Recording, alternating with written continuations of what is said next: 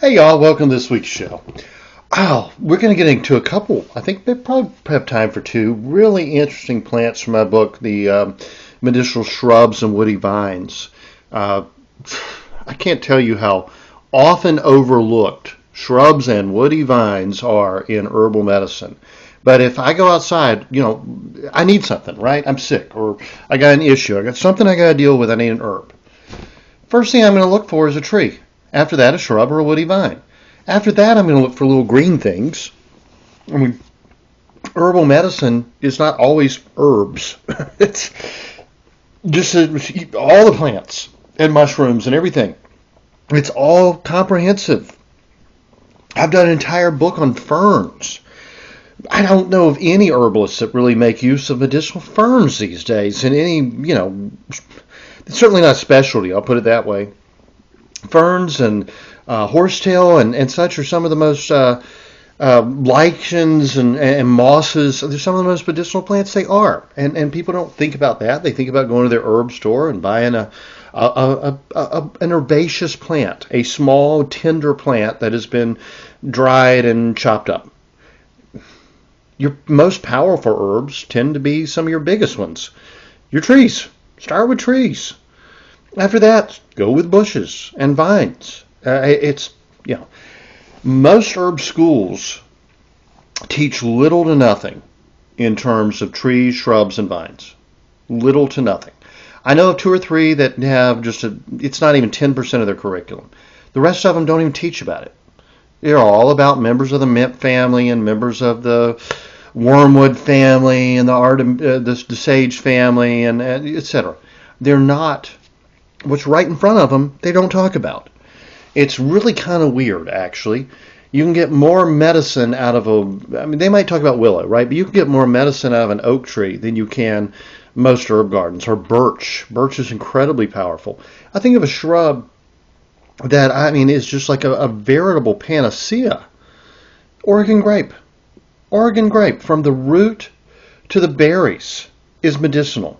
It's one of the very best liver tonics there is. It's equal to gentian. It's equal to quinine. It has some of the same properties of lowering fever. It's incredibly antiseptic. If I get cut or something jabs into me in the woods and I'm afraid I'm going to get an infection, that's a real possibility if you're out in the woods and you're miles away from home and you get especially a deep puncture wound. And maybe dirt gets in it, or you wash it. The water may not be, obviously of good quality. It may be contaminated water. You can die from something like that.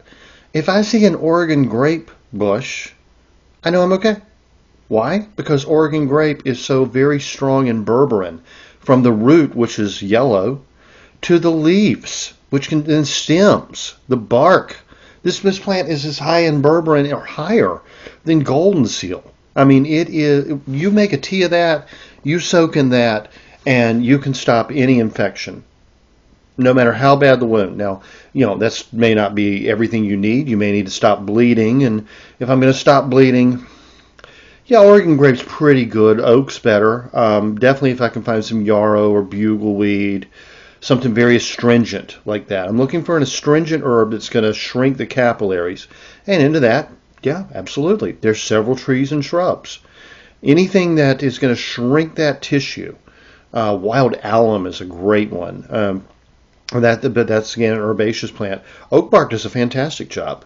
Pine pitch is going to be my go-to for both stopping bleeding and astringing the tissue and disinfecting the wound. Pine is extremely disinfectant.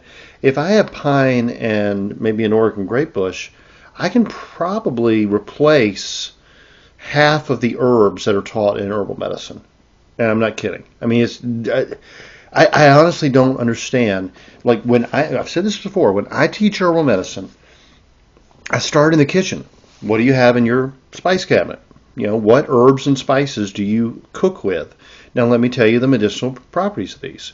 And then we walk outside and I say, all right, let's look at the trees. Let's identify the trees. Now let's identify the bushes. Are there any vines? Do you have honeysuckle? Do you have, what do you have? Virginia creeper. I teach people, of course, not to get around poison ivy. I mean, vines have to be discussed, and they're very rarely discussed in most herbal medicine clinics. The shrubs, certainly. But we then move to what are the little weedy annuals growing in your garden, in your lawn. Then we can get into the dandelions and the purslane and the plantains you might have just growing, the wild onions you might have growing in your front yard. Very important to know. Those are food plants as well as being medicinal. A lot of those that grow commonly in your lawn are also food plants because our ancestors brought them here to be eaten. Burdocks, docks in general, sorrels. Oh gosh, there's so many. Blackberries, strawberries, wild strawberries, far more common than most people realize. I mean, they're tons, right? But you start with what you already have on hand in your kitchen, and then you walk outside. Now, speaking of what you might already have on your kitchen, excuse me, getting the hiccups here. Let me get a sip of water. Hopefully that'll take care of it. If not, I have some herbs and spices in my kitchen that certainly will. I have cloves, and I have fennel, and I have coriander, and dill, and several herbs and spices. Herbs are the leaves and flowers. The spices are the seeds. It's the only difference between an herb and a spice usually. Spice can also be a bark, like cinnamon. Cinnamon would be considered a spice. But several of those will stop hiccups, like blink of an eye. Intestinal cramping, gas on the stomach. Those are your go-tos. Why did those spices end up, and herbs to some extent, sage would be a real common one, oregano, mint, parsley definitely. Why did those become part of our kitchen? Why did those become culinary herbs and spices? Well, because our ancestors often ate a lot of bad food and drank bad water. I mean, our human society would not exist without beer and wine because the water was contaminated. Pathogens cannot live in a fermented beverage, beer and wine. Our ancestors drank beer and wine from sun up to sundown and did not drink water because water was deadly unless it came out of a well. Well water was generally speaking okay, and not always that then. But you were getting water out of a creek or a pond, you got to remember, animals were crapping in it all the time. It was contaminated. Human beings were often not entirely sanitary, and our own waste was contaminating drinking water. The only way to have safe beverages to drink, and we all have to drink several quarts a day to stay alive, was to ferment it, to make beer, wine, mead, or to boil it, and that's how our herbal teas began. Putting those herbs that kill pathogens, bacteria, etc., in water. That's why we have herbal teas. That's where our knowledge of using herbs began. Putting sage and mint, etc., in water, bringing it to a boil, and drinking it. It was found as they did that those would stop intestinal cramping. It would stop diarrhea. It would stop you from throwing up. It might break a fever. And then we began to learn the medicinal properties of plants beyond that. Mugwort. You think about mugwort. Mugwort is in the Artemisia family. It's in the wormwood family. All the wormwoods kill intestinal parasites, worms, right? Mugwort has so many interesting psychological properties that were found out by putting it in water, bringing it to a boil for a tea to make the water safe to drink or to kill worms. I mean, from the most complex herbs that we still don't really know a lot about. We don't really know how wormwood does, or mugwort I was talking about, that family. We still don't understand all the properties and processes of that family, because it's amazing. Mugwort, for instance, has been used for centuries in various cultures. They found the same thing to be true. If you have, or if you're grieving, someone's died, or you have been through a traumatic experience and you need to not necessarily forget it, but it was actually known as the herb of forgetfulness. But what it means is it's like you start drinking wormwood tea or take a wormwood tincture or even smoke wormwood. Not wormwood, I'm sorry, mugwort. Again, I keep saying the wrong plant. They're in the same family. They're very interchangeable in many ways. Your brain works differently. Suddenly that traumatic experience or that grief or that breakup, maybe your wife left you, I mean, whatever, right?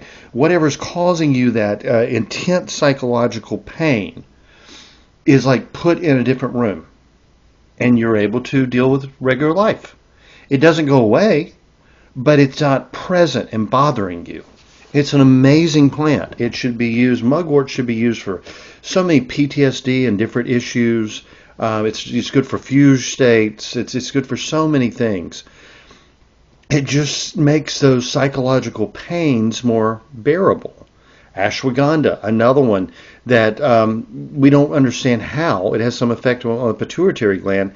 It makes stress more bearable. It's not like the stress goes away. It's just like it's not as front of mind. We have no idea how these plants work that way. Science has not given us any answers whatsoever how these plants work this way. We understand how plants that are like psychedelics, like henbane or something, or daturas and such, can work on the mind because those are drug plants. Our chemists like to explore drug plants. We understand how opium comes from the poppy and what it does to the central nervous system. We do not have any idea how passiflower anemone helps with PTSD or with psychotic break. Somehow it just puts the pieces back together. We don't know how. Lobelia, to a very small extent, can do that. And we're talking in just the tiniest doses, very controlled. Both of those can be very harsh on the system. Anemone is particularly acrid. It can really mess you up if you take too much of it. But we don't understand these plants whatsoever. We have like 1 billion pages of research into cannabis. We have like very, very, very little into mugwort or passiflower. And these are plants that could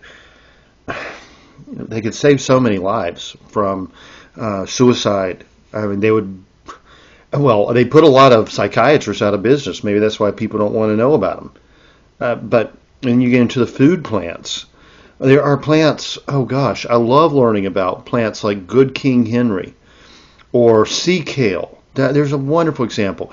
What is the name of the one? It's actually a tree. It's in the mahogany family. And it puts out shoots from the trunk that are tender and edible, almost like asparagus, in texture. But it has the flavor and aroma of beef and onions. It is full of just incredible anti-cancer properties. plant nutrients. We'll just put it that way. There are a lot of them. There are different ones. We're talking vitamins and minerals. We're talking polyphenols and all that, that are so very antioxidant. Autumn olive. Everybody's trying to eradicate autumn olive. There's more lycopene in one autumn olive berry, and you'll pick up like 24 of them just by pulling some off the plant in a handful.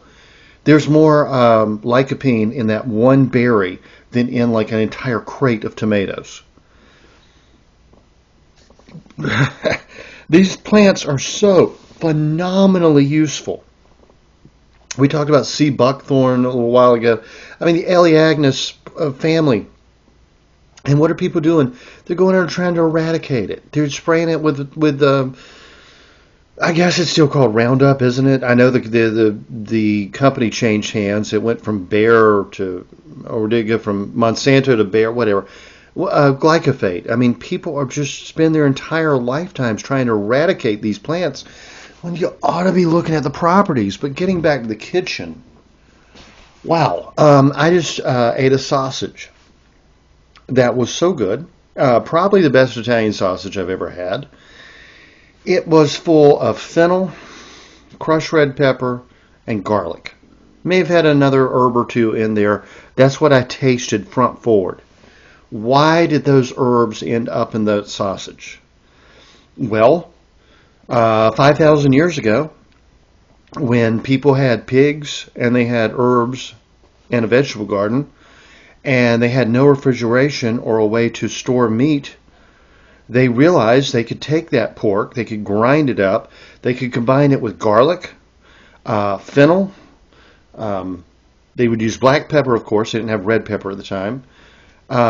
Various other herbs and spices. I mean, could maybe a little oregano, parsley, rosemary, maybe whatever herbs they had on hand, whatever spices they might have on hand. And if you go back to Apicius's cookbook from ancient Rome, they used a ton of spices. They were getting long pepper that originates in India. It was coming in through the spice routes. They were getting regular pepper coming in from Indonesia. They were getting all kinds of cloves and cinnamon and coriander was very much used. Coriander is one of the oldest documented herbs on the face of the earth. Parsley. These herbs have antimicrobial properties. They would help preserve the meat. Combined with salt to take the excess water out, those herbs would prevent bacteria from growing. I should really probably do an entire series on sausage. And I'm not kidding. The old French authors say that cooking began with cracking an egg. I disagree entirely. Cooking began when people had a campfire, probably to stay warm, and put some meat down on a hot rock. That was cooking. Breaking an egg and actually cooking it became much longer. So did making bread, anything like that. Cooking begins with meat. And really, herbal medicine begins with trying to purify water or preserve meat. When someone asks me, what's your favorite food? I always say sausage. If you could have one food, what would it be? Sausage. Why is that? Because there are thousands of varieties of sausage. Every culture and people on the face of the earth has come up with a way to preserve meat, whether beef, pork, game, you name it, with salt and herbs and spices. And every one of them is phenomenally delicious. And they can be as different as night and day. It can be the difference between bologna or some, like that really spicy Italian sausage I had. When I make my Italian sausage, I take a pork shoulder, and usually it has enough fat on it. You don't have to usually you don't have to add fat to a pork shoulder. Okay, pork butt I think is what it's usually called in America. It's the shoulder portion of the pig, but it's the area essentially between the elbow and the shoulder. Okay, that's called a pork butt, and it's plenty fatty. You trim the skin from it, put it through the grinder. You want to keep it cold. Sometimes you have to put ice cubes in with the meat and grind them together. That it's not a bad thing to do. It actually helps emulsify the fat, gives you a smoother texture. The difference between like a bratwurst and a hot dog is the ice that goes into the hot dog. It smooths everything else, so it's not grainy, basically. So salt and pepper, obviously. Salt and black pepper. Red wine. Yeah, put some red wine in there. Our ancestors did that to preserve the meat and to give it flavor. I like hot pepper. I put crushed red pepper in there. Garlic. Maybe some parsley. Maybe some oregano. Sage, if I want to make it more of a breakfast type sausage. Fennel, which has antimicrobial properties and just helps with all digestive issues and has that really, licoricey type of flavor. I think that would be my basic. For Italian sausage, leave the sage out. For a breakfast sausage, put the sage in place of fennel. I probably wouldn't do fennel, but you know what I would add is a little ginger. Ginger, also an antibiotic herb.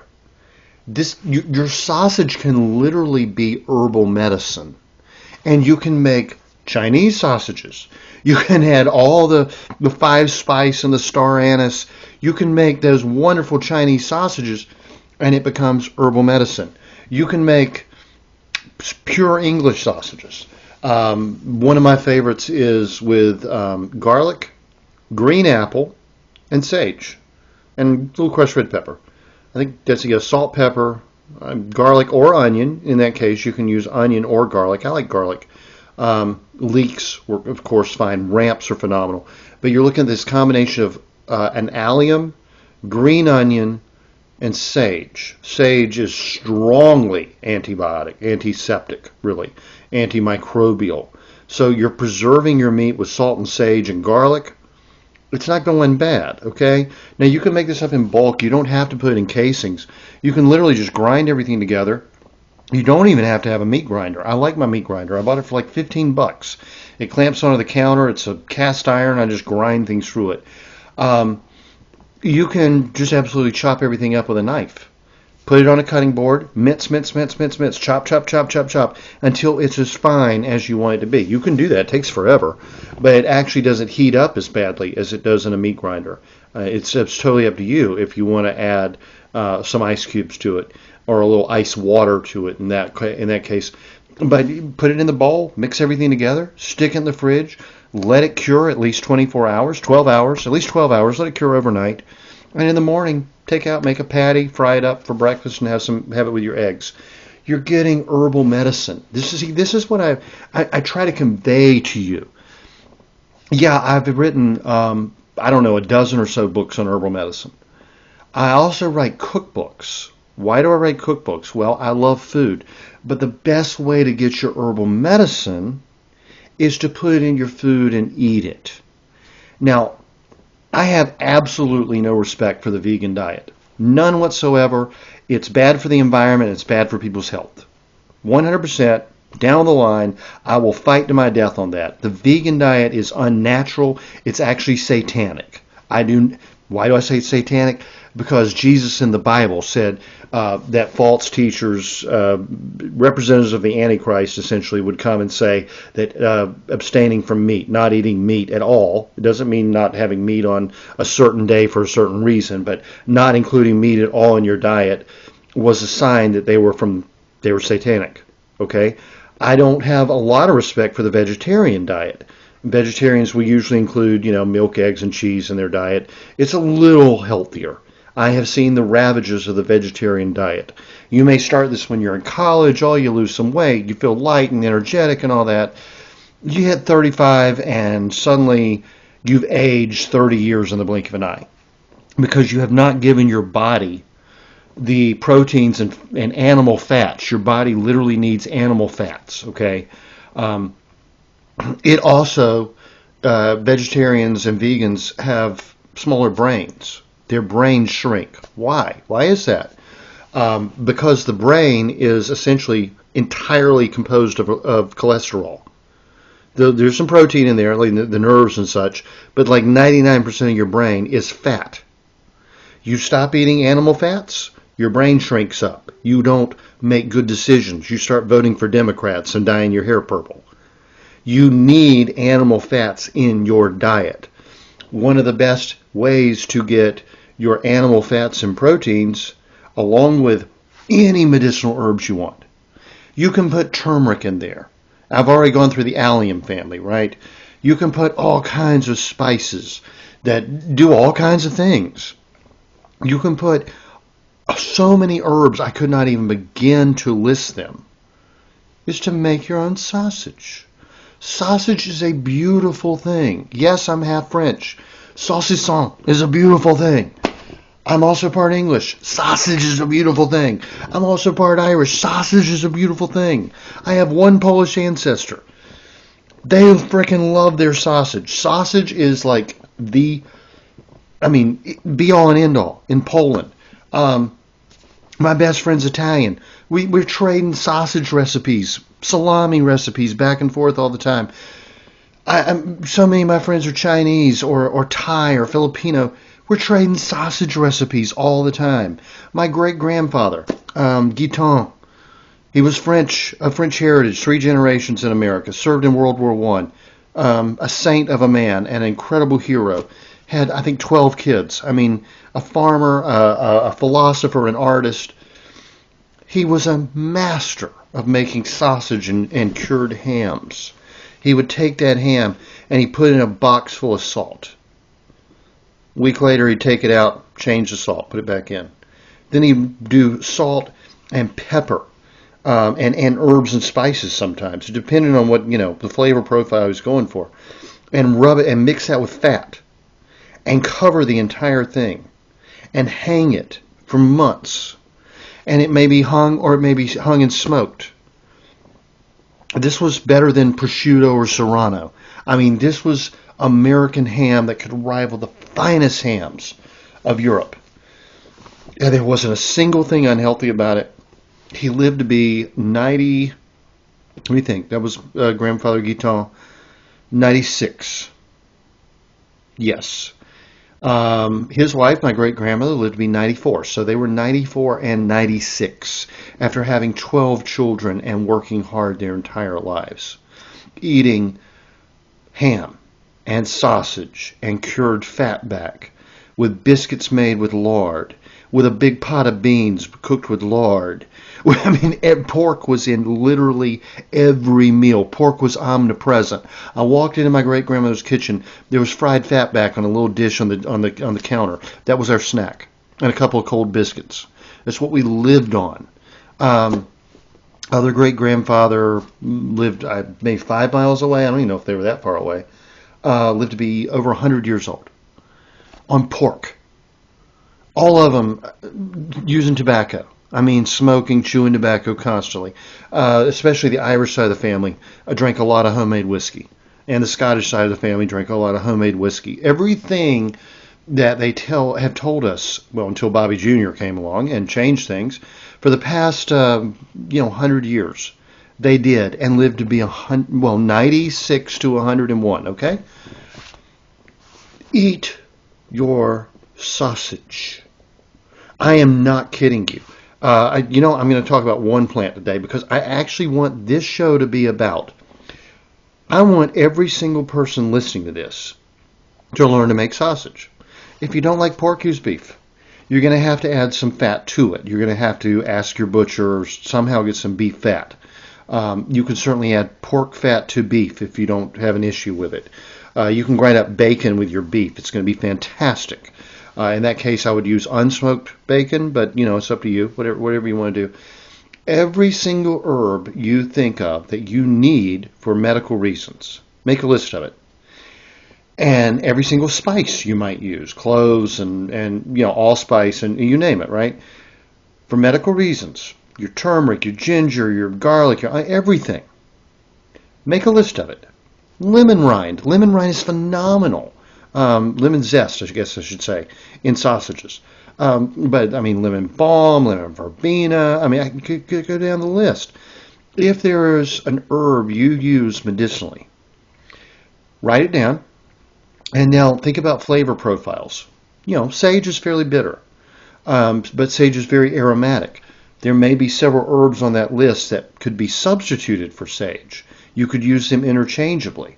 Um, your oregano, basil, and such. Bay leaf. Those are very aromatic herbs. Well, what other herbs could come in there? Mint, obviously. Wild ginger. Um, what dried berries? Schisandra berries. Goji berries. Hawthorn berries. You name it. Dried. Can be ground right into sausage. Just think of every single thing you take medicinally. If it has at all a decent flavor. I mean, some herbs are, of course, extremely bitter or extremely unpleasant. We'll just put it that way. Valerian. I mean, I'm thinking of something that smells like cat pee. I'm not putting valerian in my sausage, obviously.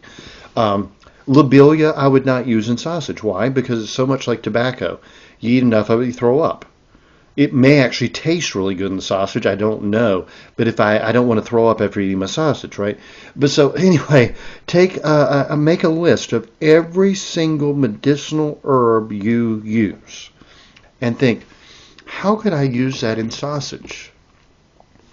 And then get a good sausage making book. My Omnivore's Guide to Home Cooking has some good sausage recipes in it. Gosh, there's a Polish book that's so good. It's just the name of it's not coming to mind. But learn the basics of curing meat. It's basically drying it out with salt and infusing it with some kind of flavor. You can add your herbs, you can add your spices, you can add a little wine. In that British sausage I make with the garlic and green apple and sage being the primary components, and black pepper and a little red pepper. Those are the primary components. A little white wine or apple cider is fantastic. Hard apple cider, really good in there. So many sausages are made with beer, especially the German ones. Anyway, figure out how to use those herbs in sausage. Now, you can use them in soups, you can use them in casseroles, you can use them whatever. Add them to your eggs. You put them in sausage, and you're gonna get those medicinal herbs. You're going to crave that sausage. I don't put sugar in my sausage. A lot of people add a little sugar to their sausage. It helps brown it up. A few years ago, I fixed some breakfast sausage and, just fried it up in the pan. It was just a country sausage, just sage and onion, probably. Yeah, sage and onion, maybe a little parsley. I don't think it was anything more. I think it was very simple, actually. But anyway, the person I was cooking for it, I served it up, and they said, "Why, your sausage is fantastic. It's the best sausage I've ever had." And I said, "Well, it's nothing but ground pork and just, this. You can make it yourself." Walked them through it. They said, "Well, why doesn't it brown like Jimmy Dean or something?" And I said, "Well, that's because all the sugar in your commercial sausage. Your commercial sausage is loaded with just white sugar or even corn syrup, because it browns nicely. Now, you can obviously add sugar if you want to. You can add powdered milk. You'll get a nice browning off of that. We use herbs various ways: teas, tinctures, decoctions, poultices. Sausage is a really great way to use herbs. If you learn to make herbal soups, and I mean the Chinese are just the geniuses when it comes to making herbal soups. Many cultures, from Ashkenazi Jews with their chicken soup to the British with their beef and barley soup. I mean, a lot of us eat herbs in soup. That's just traditional, especially when you got a cold or something. The Chinese make hundreds of extremely delicious, boldly flavored medicinal soups using herbs, and they're actually prescribed. To some extent, in Mexico and some of the South American countries, they do that as well. Oh, my hiccup came back. But, whereas like the French and the Germans take all those herbs and put them in wines, like vermouths and all those beautiful liqueurs, the Chinese tend to put them in soups. You can do that, absolutely. And if you ever find a really good book on Chinese or other Asian, I mean, some of the other Asian cultures around there do the same. The Japanese and Thai and yeah, various ones, definitely Tibetans. They make their own medicinal soups. If you ever find a really good Asian medicinal herb soup book, please share it with me. I really would like to have that. I know a few. There are hundreds that I don't know. I'm always trying to track them down. But anybody can make sausage. What do? You grind or chop meat and fat and add your herbs. Let it sit in the fridge overnight. Fry it up as patties or put it in a casing. Hang it up to cure. Let it ferment. You can put various cultures in there you can buy that will ferment it. Put that nice white mold on the outside. Make a really good salami.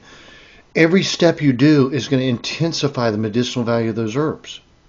A fermented salami that's full of medicinal herbs is like the biggest punch of medicine you can take.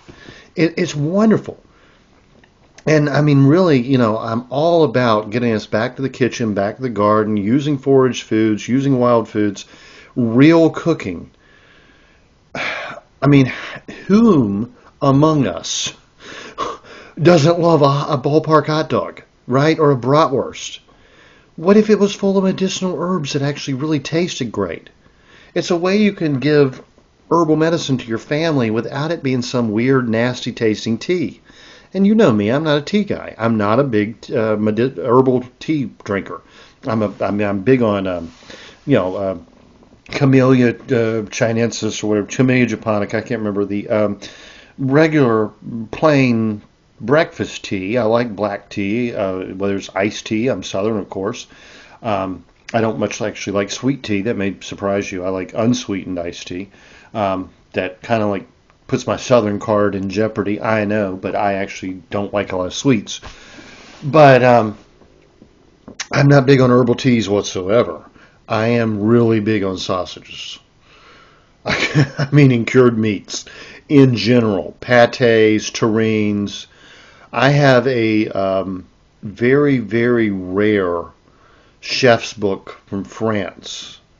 That's actually, I mean, it's worth like $700. I mean, it's chefs will seek these things out, and I mean, it's been out of print for years. That's nothing but pates and terrines and such as that, force meats, various. There's a companion version that's all sausages. I keep trying to find. I love this stuff. I absolutely love this stuff, and I think. I mean, who doesn't love pepperoni? Pepperoni. Do you know how many herbs and spices can be in a good pepperoni? Put it on pizza. You can eat pizza and call it health food. Seriously. Pizza's good food. You do a nice sourdough crust.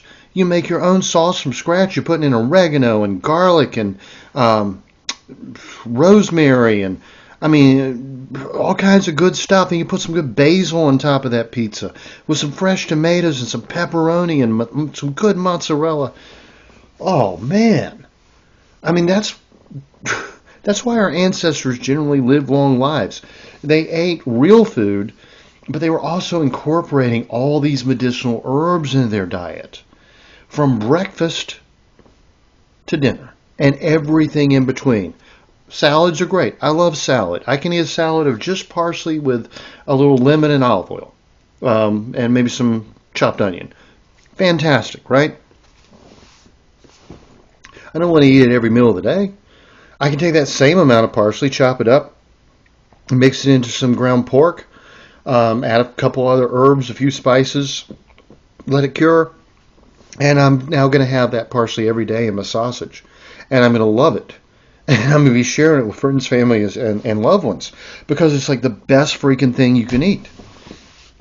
Sausage is amazing.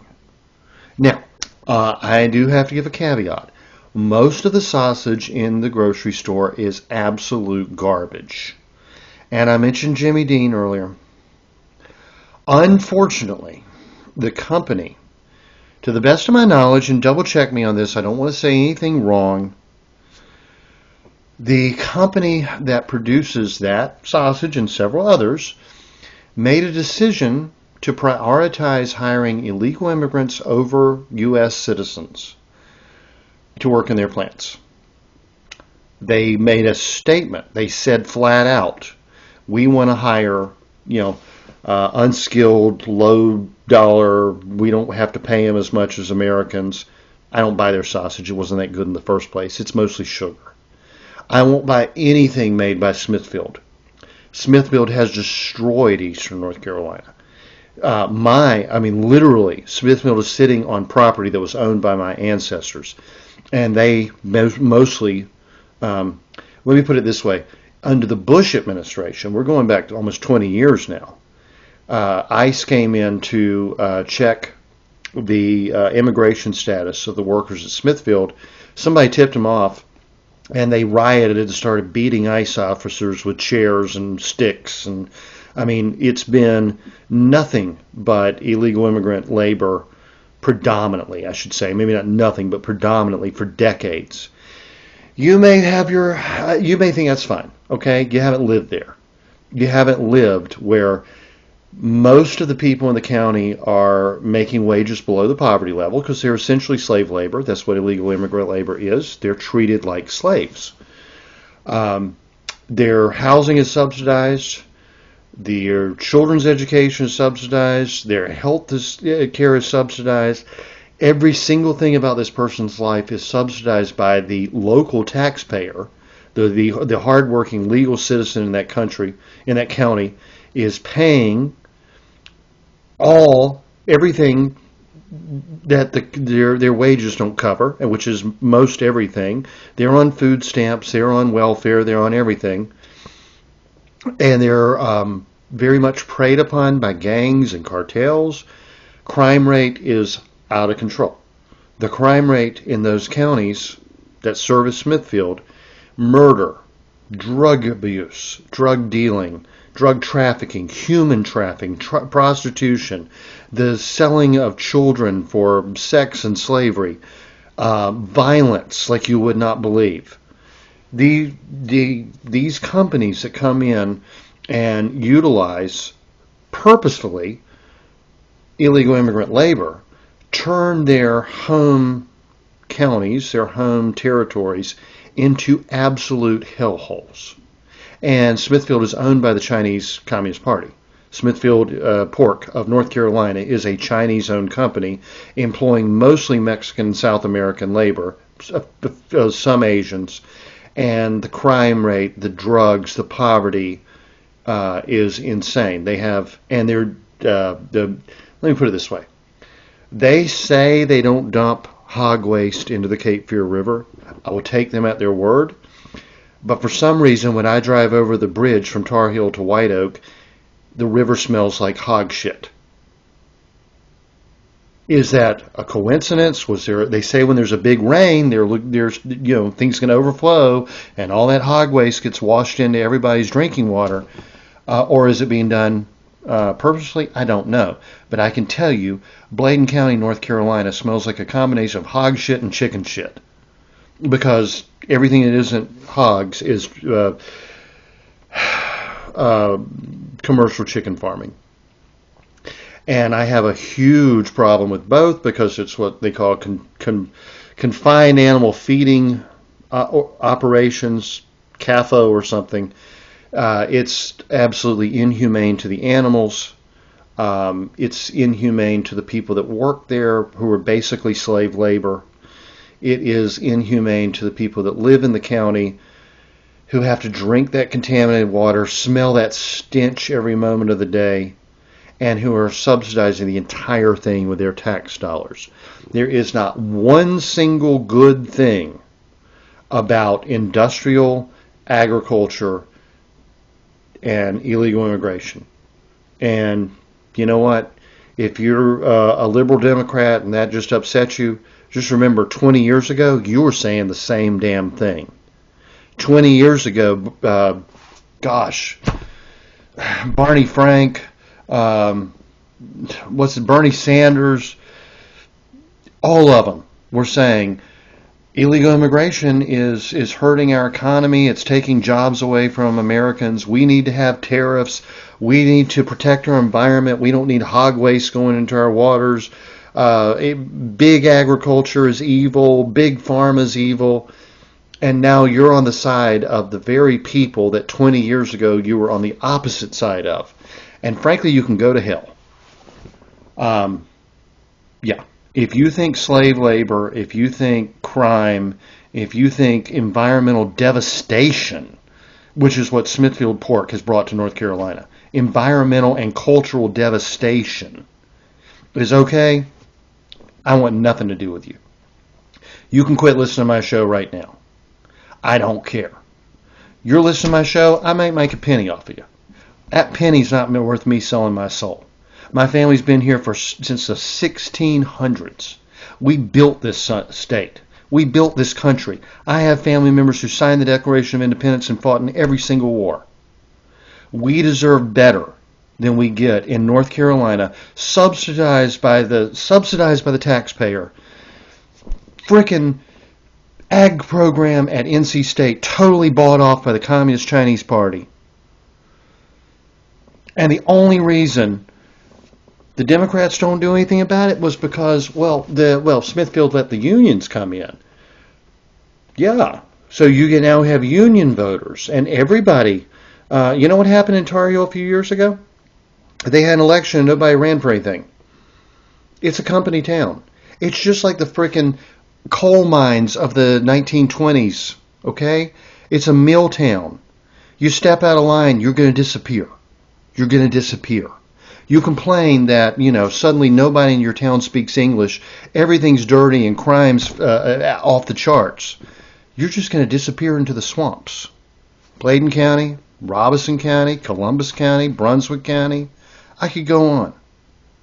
It's not right. It's so not right.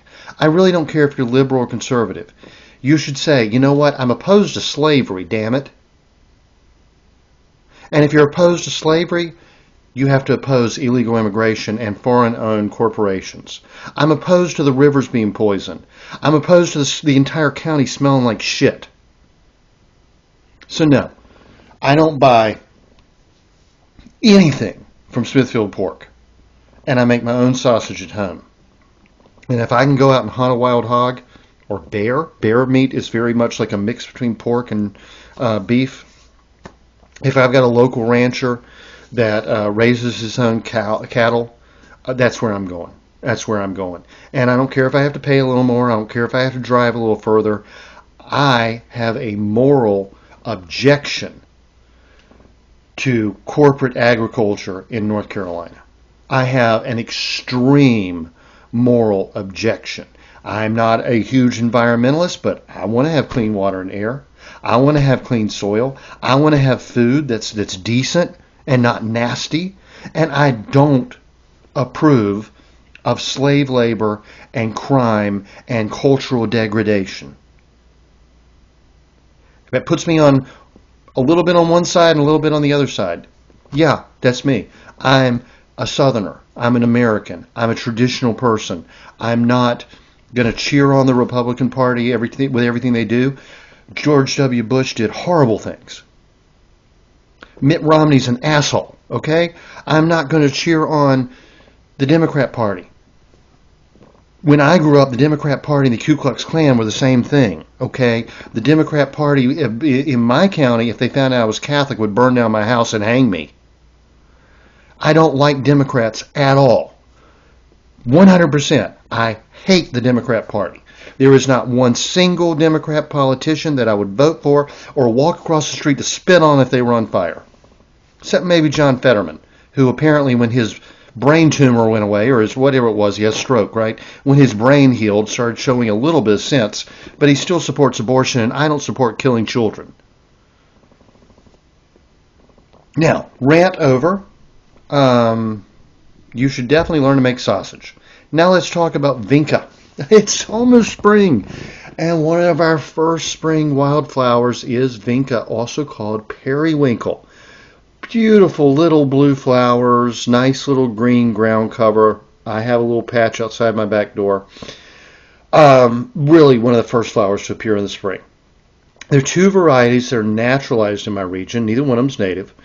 There's greater periwinkle, also called big leaf pink periwinkle, and Vinca minor. The first was Vinca major, so of course Vinca minor would be smaller, and it's common periwinkle. I have common periwinkle. Let me get a sip of water here. In Poland, according to Sophie Hodderwick-Snab, in her beautiful, beautiful book, A Polish Herbal. I mean, this is one of my favorite books on my shelf. Polish people, one, make the best sausages in the world. Okay, let me just tell you, I would eat Polish food over any cuisine on the face of the earth, and I'm half French. Polish food is phenomenal. Polish culture is phenomenal. Polish people are wonderful. They're intelligent. They're cultured. They're phenomenal musicians. They're wonderful artists. They're wonderful wood carvers. They do everything wonderfully. Poland is as close as you can get to heaven on earth, except it's cold. If Poland wasn't so freaking cold and so close to Russia that it might get invaded, I would live in Poland right now, probably have a beautiful blonde wife and 27 children. But it's too damn cold and too close to Russia. Anyway, according to Sophie Hodderwick-Snab, a decoction of the leaves was added to bath water as a treatment for rheumatism and for washing wounds. Taken internally as a tea, periwinkle helped prevent scurvy. Very rarely do we even think about that in America, that you can actually take periwinkle internally. And this was as a tea, of course. Now, Plants for Future says of greater periwinkle, that's the Vinca major, the plant is astringent, bitter, detergent, which means cleansing, sedative, stomatic, and tonic. It contains the alkaloid vincamin, which is used by the pharmaceutical industry as a cerebral stimulant and vasodilator. Now, isn't that interesting? A cerebral stimulant. It stimulates your brain. It also dilates the blood vessels, which lowers blood pressure. It also contains reserpine, which reduces high blood pressure. So, if you have any issues with high blood pressure, you need to have a little patch of periwinkle. Just growing, pretty little, unobtrusive little flowers in your garden. Nice little shiny green leaves. It is used internally in the treatment of excessive menstruation, abnormal uterine bleeding, vaginal discharge, and hardening of the arteries. It should not be given to patients with constipation. It's very astringent. The reason it works for all those conditions is it, astringes tissue. It pulls those capillaries together, stops the mucus from flowing, which is trying to do so right now in my nose. Okay.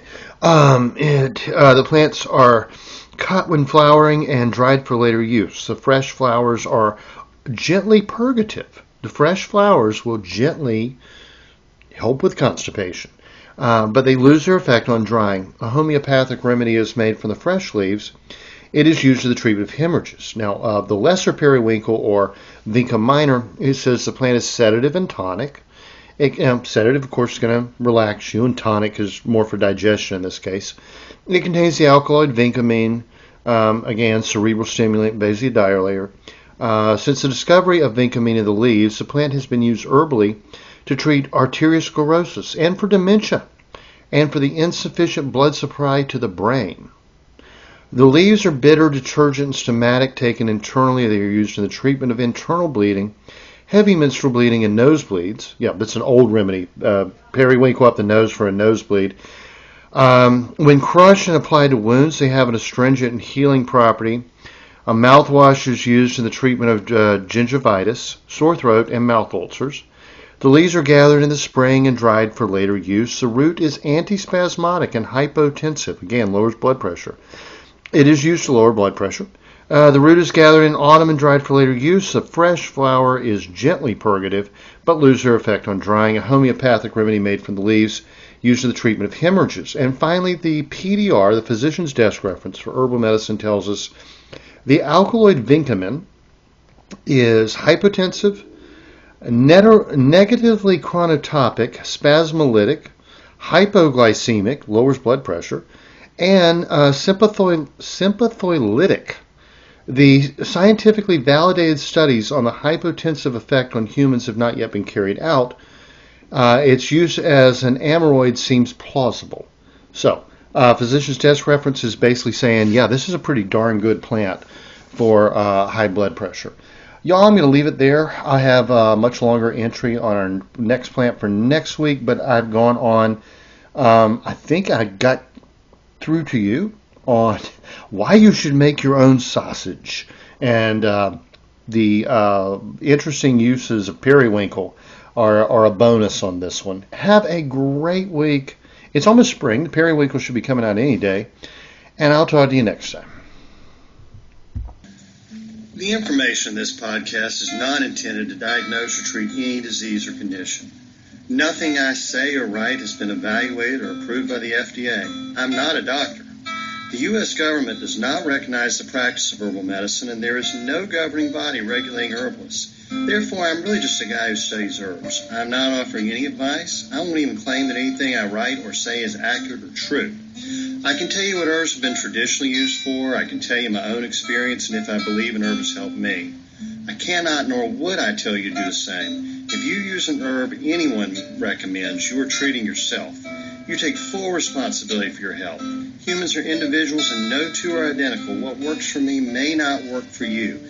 You may have an allergy, a sensitivity, an underlying condition that no one else even shares and you don't even know about. Be careful with your health. By continuing to listen to my podcast or read my blog, you agree to be responsible for yourself, for your own research, make your own choices, and not to blame me for anything ever.